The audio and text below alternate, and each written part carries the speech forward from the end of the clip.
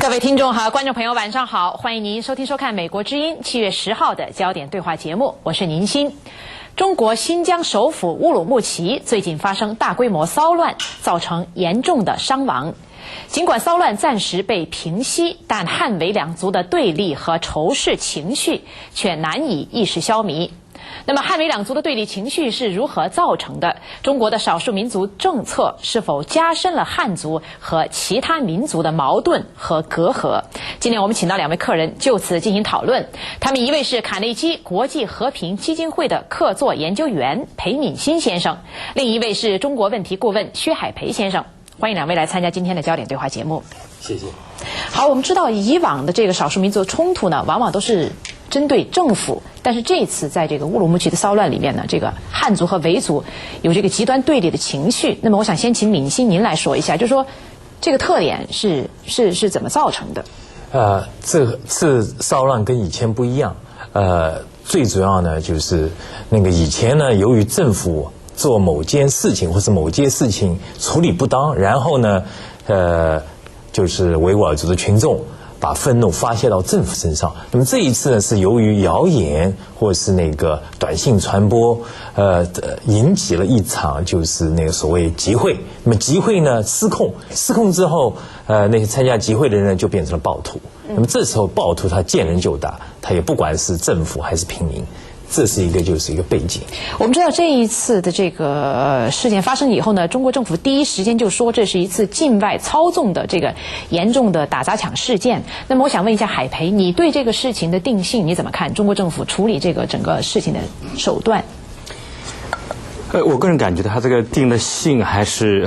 恰当的。问题就是说，这个我不太理解为什么中国政府每次出这种事儿都很快要做一个政治性的定性或者是什么样。因为我记得，64的时候也是，如果没有那个定性的社论，可能也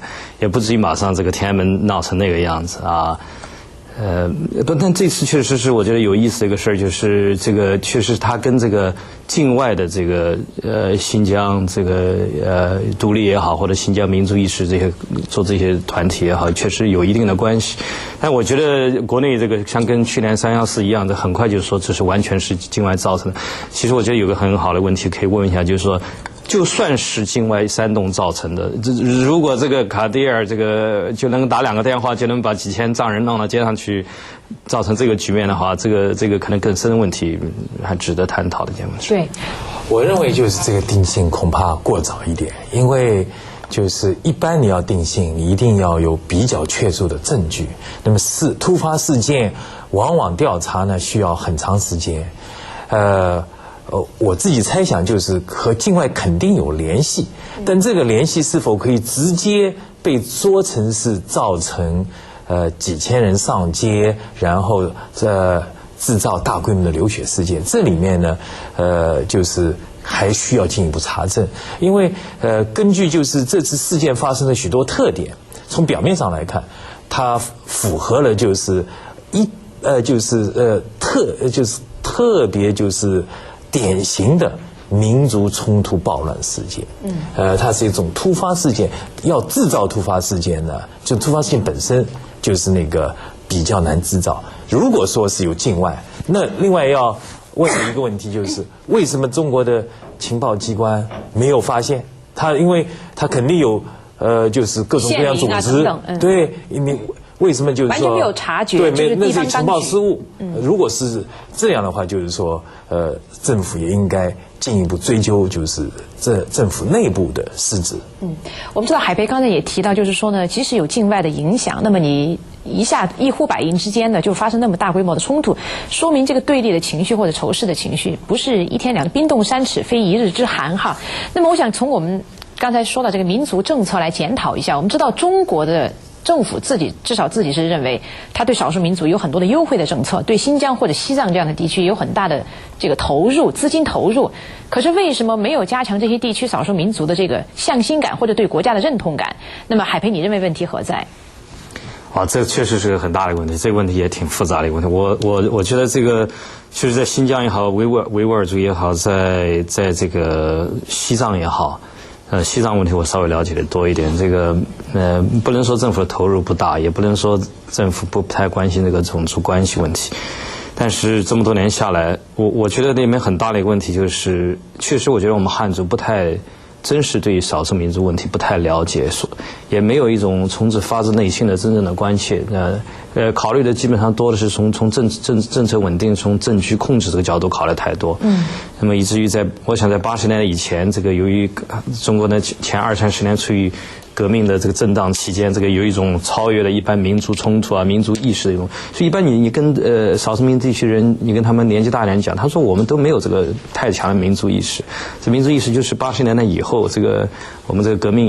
中国革命也差不多了，这个社会。那你觉得是什么原因呢？为什么80年代后是不是因为比如说经济改革开放造成少数民族和比如说汉人的经济地位的这种不同差距，还是怎么样？我觉得不光是经济问题，这确实我觉得起码有2个主线，我个人看来是我觉得比较清楚。一个确实是经济问题，主要还是这个开发西部啊，这些大量汉人进去。另外一个，我觉得就是不管是维吾尔还是西藏人，他们这个所以他们自己的民族意识的这个增长非常快，而且是越是年轻人越受教育越高，这个民族意识增长越快。就这2个问题混在一起。好，明星你怎么看？加上还有境外的。我就是加一句，就是有一个很具有讽刺意义的一个现象，就是凡是在比较正在开放的社会当中，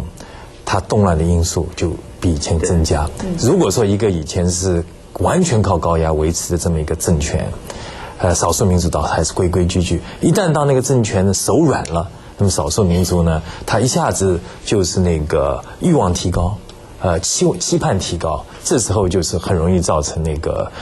冲突。就像那个87年西藏出问题，那80年代西藏政策是最宽松的，但是这种宽松政策呢，会使一部分西藏人感到就是机会会更好一些，所以这就是那个民族政策特别难。硬也不好，软也不好。闵鑫刚才提到这个87年哈，就87年、89年西藏这个老师，我才想起一个问题，就是87年、89年的话，跟现在比，当时少一样东西。你要说原因的话，这个原因我个人非常强烈的认为是这个原因就是这个技术性问题。87年、89年西藏没有那样闹。就在拉萨，对不对？当时主要是拉萨一闹完以后也就完了。但是你像这次314去年这件事情，拉萨一闹48小时内，这个整个藏区有大概将近100个网络等等新技术，网络的有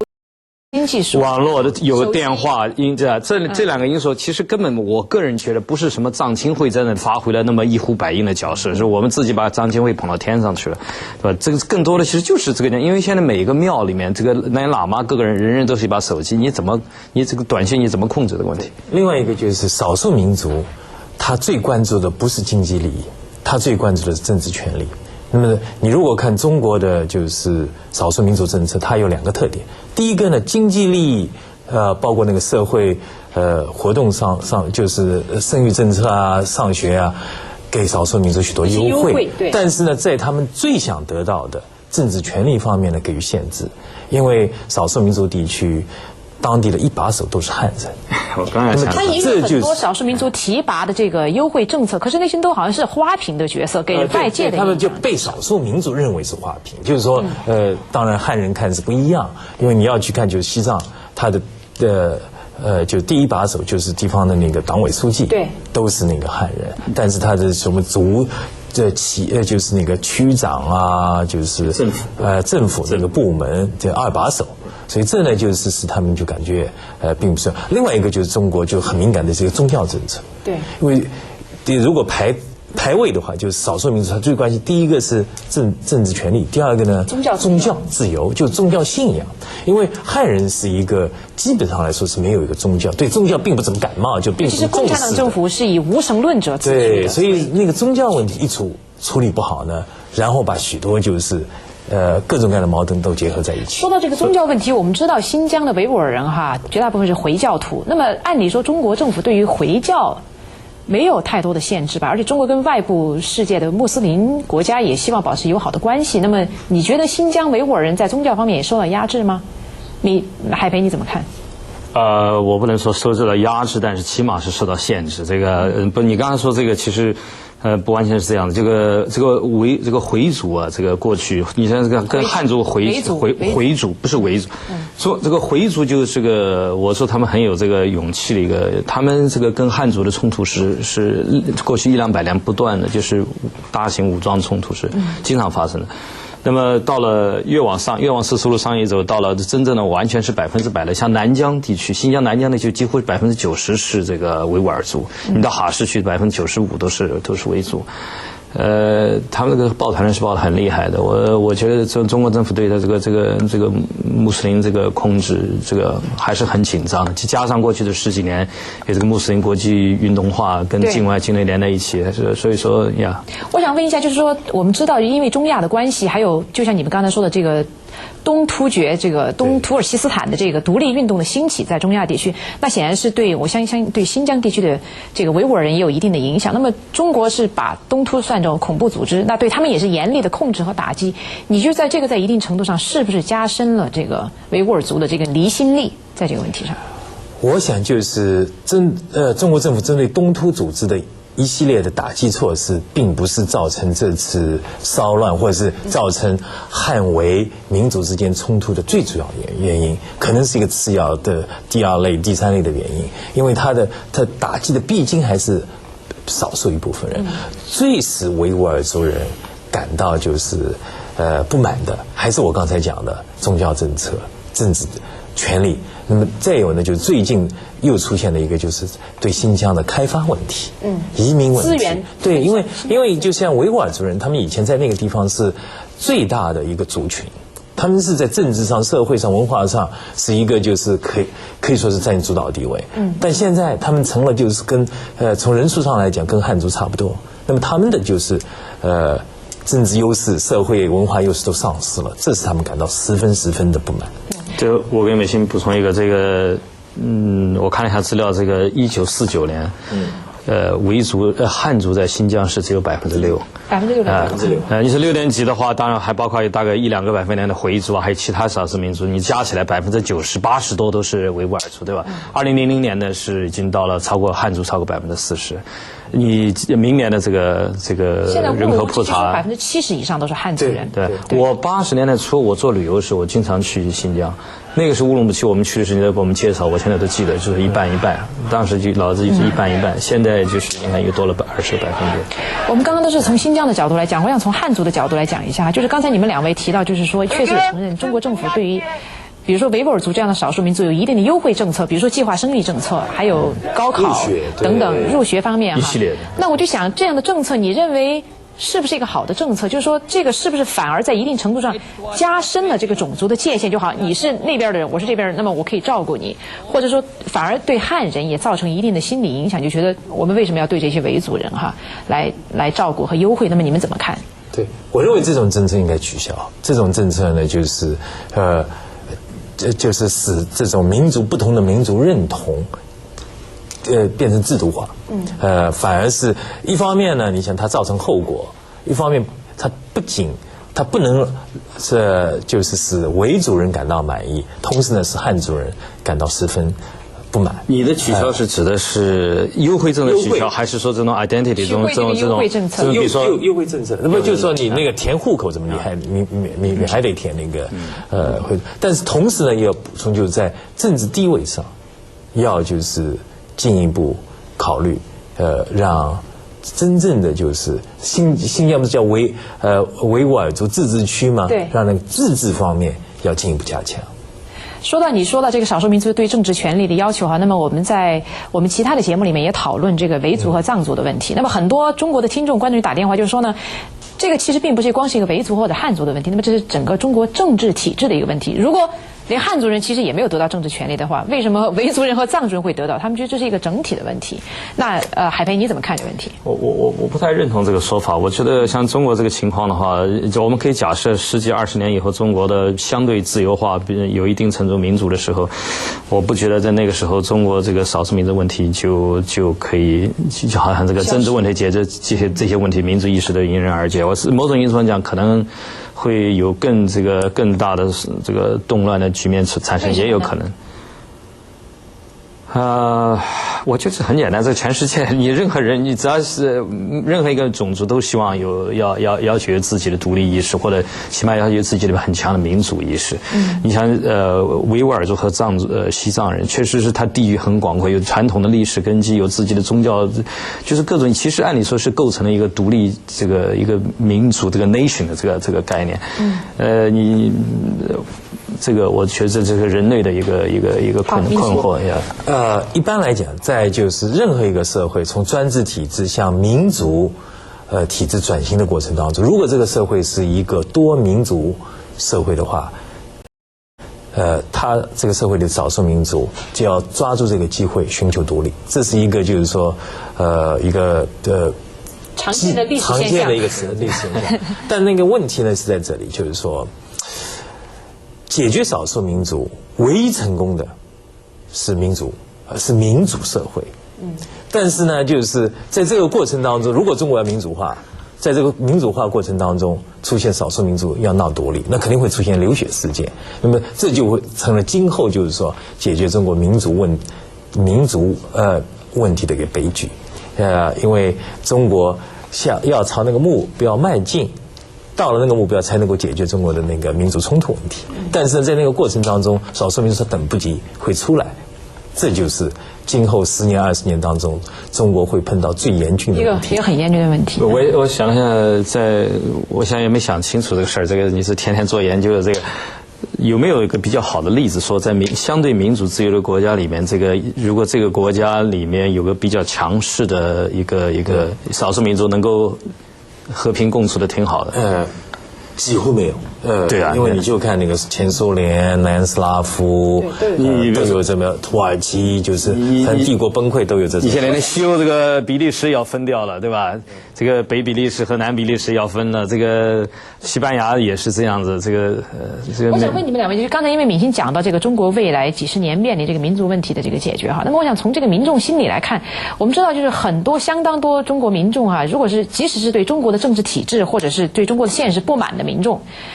但是他们在新疆或者西藏疆独，尤其是疆独和藏独问题上，他们和政府站的立场都是比较一致的，都比较接近，都认为应该严厉的打击这个疆独和藏独。你甚至看到一些民运人士，所谓都是实际上是反对疆独和藏独的。那么海培，你怎么解读这种现象？对呀，我想说一个印象。我这2天在网上看了几篇这个文章，看了文章以后就关于新疆那个事，然后底下还有很多这个网民跟贴。对。比如说我们美国的这个网底下跟贴了10几20个，几乎是90%左右的，但我估计这些都是汉族了，这个全部是用非常这个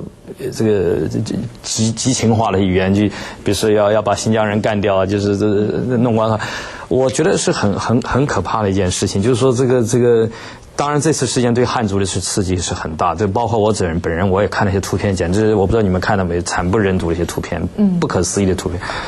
但是你能看到，在海外的已经说是相对自由、这个教育程度那么高的一批华人或者中国人，能够对这样一件事情是这么非常不理性的。我说实话，美国9·11以后，我都没有看到过这个美国人像这样子而且美国人互相不断的提醒这个对方，对吧？我还记得。李欣，你觉得是怎么回事？你觉得跟中国政府在这方面应不应该负一定的责任？中国政府有一定的就是责任，这主要是官方宣传。官方宣传历来就是并没有真正的让就是中国的汉族了解那几个地区的西藏、新疆的他们的独特的历史，他们和中国之间那个关系，因为那个关系很复杂，是专家都不一定1小时内讲清楚，那可想而知。再有一个呢，中国人的所谓大一统这种文化传统根深蒂固，因为你只要是汉人，那我完全能同情他们的，他就要一个大一统的中国，因为他只有中国大、中国立，在世界上的那个地位就会得到尊重。况且就是新疆跟西藏都是战略要地，如果中国失去新疆跟西藏，没法想象中国的国家安全民族自尊。我们知道，说到这个，刚才海培提到这个不理性的情绪哈，那么其实我们知道在7·5事件发生之后，乌鲁木齐发生这个死了100多人的事件之后，实际上据现在流露出来消息来看，死的多数是汉人。可是当时呢，中国政府一直把这个信息掩盖着。那么现在据说这个解释呢，就是说因为怕这个消息传出来以后造成汉人的反弹。那么我想问一下，你觉得这种办法是弄巧成拙呢，还是说真的在一定程度上确实延缓了这个民族情绪激烈的爆发？在当时那种情况下，你们两位怎么看？我觉得我蛮同情政府这个做法。你说你怎么办？你要是把这个数字在乌鲁木齐大家还都在火头上，一下公布出来，比这9比1，这很可能是8比2这种结果。这个。但是如果你比如说让新闻记者自由的采访公布，马上公布事实的真相，是不是反而有利于这个事情马上出来？那么敏欣你怎么看？你赞成中国政府这种做法吗？我想，如果说是真的汉人死的是很多，那么政府迟迟不公布，政府还是有道理。因为我同意海培那个讲，在火头上你不能就是用就是披露这样的真相，然后使事情更加恶化。再一个就是政府他自己也，政府很负责任，他要看并不是看现在走的第一步，他要看2、3步，他怕就是一旦让就是中国的广大民众认为这件事情政府应该采取更强硬的手段，那么政府他骑虎难下，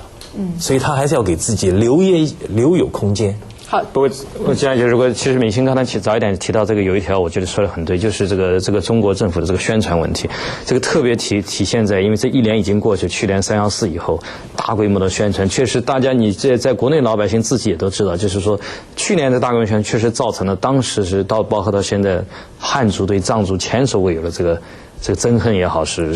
仇视也好，这个大家现在回过头来，确实觉得受这个影响非常大。所以这次中共对自己的政策有一定的调整。对，我觉得这次应该稍微给点分儿，这次做的还不错，有些进展。最后还有1分半钟的时间，我想请两位评论一下。先请敏欣说一下，我们知道就是说，